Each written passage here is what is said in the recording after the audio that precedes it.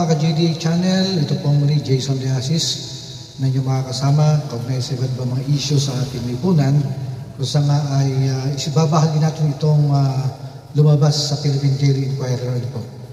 Muling pinagtibay po kasi ni Pangulong Bongbong Marcos ang kanyang suporta sa National Task Force to End Local Communist Armed Conflict o itong NTF-ELCAC kasabay ng matinding pagtutol sa mga panawagang ito ay buwagin.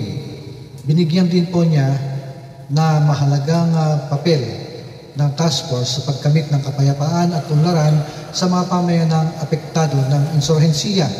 Ikinugod ng pamahalaan ang positibong resulta ng mga pagsisikap ng NTF-ELCAC na dapat ipagpatuloy ang naging tagumpay nito at nararapat lamang na patuloy na pag-ibayuhin ang suporta sa isang mataas na pagpupulong kasama ang mga opisyal ng NTF-ELCAC sa Malacanang. Binigyan din po ni Assistant Director General Jonathan Malaya, tagapagsalita ng National Security Council, ang matibay na panindigan ng Pangulo na hindi kailanman bubuwagin ang NTF-ELCAC. Maganda po ito. Paliwanag po niya na nagpapatibay sa pagpapahalaga ng administrasyon sa mahalagang kontribusyon ng task force sa pabansang seguridad at pagpapaunlad ng mga pamayanan.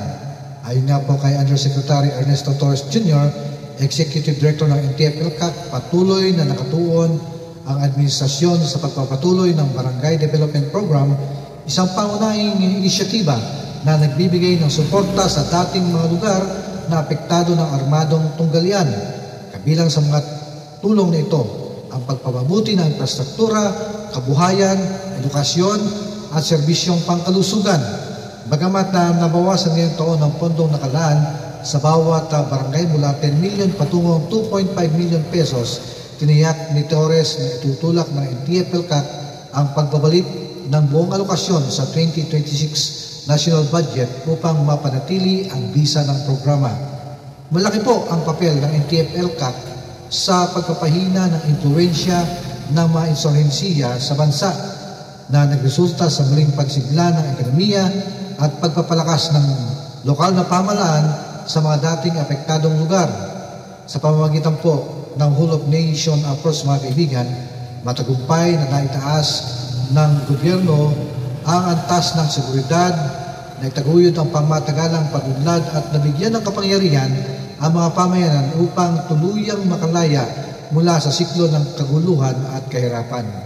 Kaya nga po dapat lang na magtuloy-tuloy ang Administrasyong Marcos sa pagsisikap itong wakasan ang insurgency at itaguyod ang pangkalahatang pag-unlad upang matiyak na bawat Pilipino, lalo na yung nasa mga dating lugar ng tunggalian, ay maranasan ang pangmatagalang kapayapaan at kasaganaan sa patuloy na pamumuhunan sa pambansang seguridad at mga programang pangkaunlaran.